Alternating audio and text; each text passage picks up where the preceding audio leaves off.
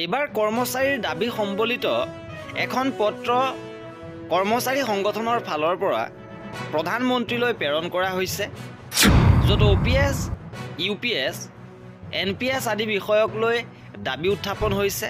কৰ্মচাৰীৰ পেঞ্চন সম্বন্ধীয় এই গুৰুত্বপূৰ্ণ কেইবাটাও দাবী উত্থাপন কৰিছে। কি আছে সবিশেষ জানিবৰ বাবে ভিডিঅ'টো প্ৰথমৰ পৰা শেষলৈকে চাই থাকিব।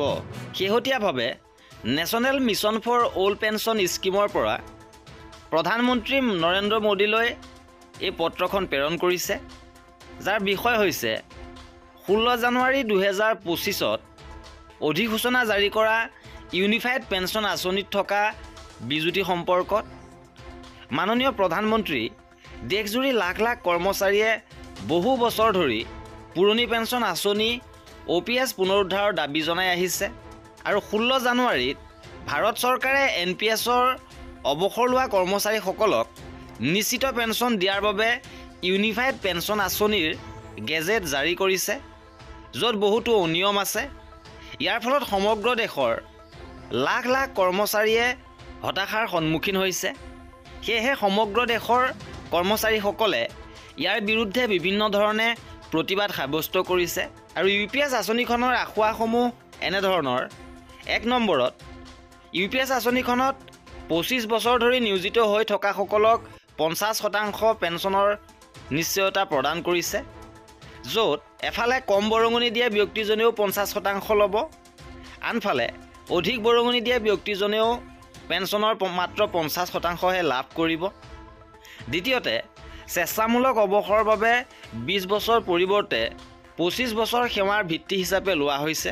স্বেচ্ছামূলক অৱসৰ লোৱাৰ পিছতো কৰ্মচাৰীজনে পেঞ্চনৰ বাবে ছুপাৰ এনুৱেশ্যনৰ তাৰিখলৈকে অপেক্ষা কৰিব লাগিব আৰু ইয়াৰ মাজতে যদি চৰকাৰে অৱসৰ বয়স বৃদ্ধি কৰে, তেন্তে কৰ্মচাৰীজনে ইমান বেছি সময় অপেক্ষা কৰিব লাগিব যে 10ৰ পৰা 15 বছৰ হ'ব পৰা এই সময়ছোৱা কোনোবাই পেঞ্চন অবিহনে জীয়াই থকাটো অসম্ভৱ।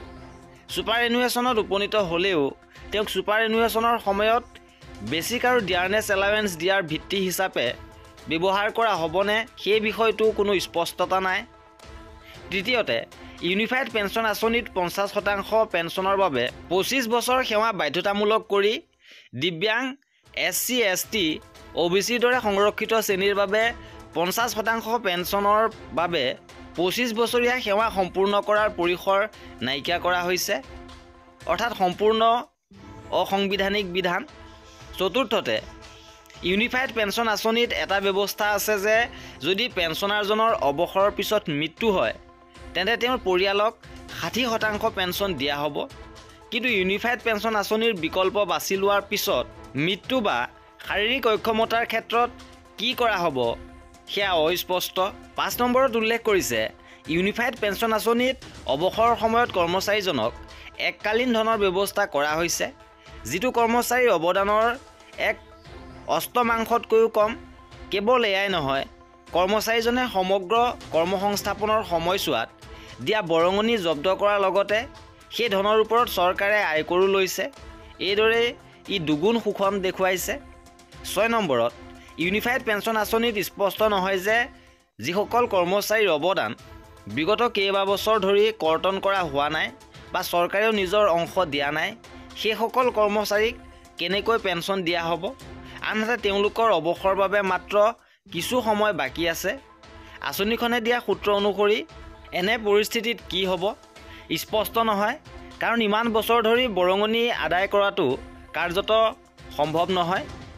সেয়েহে সমগ্ৰ দেশতে NPS সামৰি লোৱা কৰ্মচাৰীৰ কল্যাণৰ বাবে কাম কৰা সন্থা all India NPS employees federation United pension আঁচনিত থকা বিজুতি সন্দৰ্ভত মাননীয় প্ৰধানমন্ত্ৰীৰ ওচৰত ক্ষোভ প্ৰকাশ কৰি ইউনিফাইড প্ৰত্যাহাৰৰ আহ্বান জনাইছে আৰু OPS তাৎক্ষণিকভাৱে কাৰ্যকৰী কৰিবলৈ দাবী জনাইছে।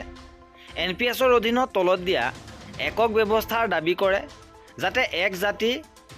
যাতে এক দেশ এক পেঞ্চনৰ ধাৰণাটো বাস্তৱায়িত হয়।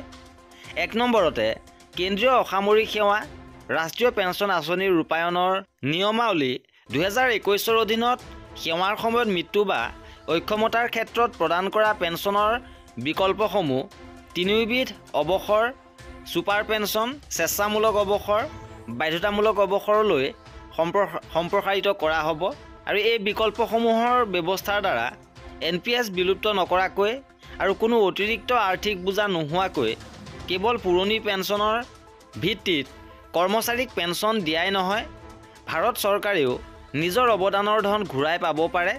ইপিনে 50% পেঞ্চনৰ ক্ষেত্ৰত ভাৰতৰ বিভিন্ন ৰাজ্যসমূহে পৃথক পৃথক নিশ্চিত সেৱা বৰ্ষ আধাৰ মান হিচাপে ল'ব পাৰে আৰু কেন্দ্ৰ চৰকাৰ ফালৰ পৰাও এই সময় 20 বছৰলৈকে হ্ৰাস কৰিব পাৰে আৰু ভাৰত চৰকাৰত এনেকুৱা কৰ্মচাৰীৰ সংখ্যা বহুত কম হ'ব যিসকলে 25 বছৰতকৈ কম সেৱা সম্পাদন কৰিব আৰু NPSত লং টাৰ্ম ইনভেষ্টমেণ্টে ভাল কাম কৰে। সেয়েহে 25 বছৰৰ চাকৰি কৰা কৰ্মচাৰী এজনে পুৰণি পেঞ্চন নীতিতকৈ নতুন পেঞ্চন নীতি নিৰ্বাচন কৰিব আৰু এইদৰে NPS OPSৰ বিৰোধিতা নাইকিয়া হ'ব। ভৱদীয় ডক্টৰ মনজিৎ সিং পটেল, ৰাষ্ট্ৰীয় অধ্যক্ষ all India NPS employees federation, অধ্যক্ষ চেণ্ট্ৰেল গভৰ্ণমেণ্ট এমপ্লয়িজ কনফেডাৰেশ্যন। আৰু এই আছিলে এই পত্ৰখনৰ মূল বিষয়বস্তু। কৰ্মচাৰী আৰু পেঞ্চনাৰৰ প্ৰতিটো আপডেট পাই থাকিবৰ বাবে আমাৰ চেনেলটো ছাবস্ক্ৰাইব কৰি ৰাখিব। ভিডিঅ'টো শেষৰলৈকে চোৱাৰ বাবে বহুত ধন্যবাদ।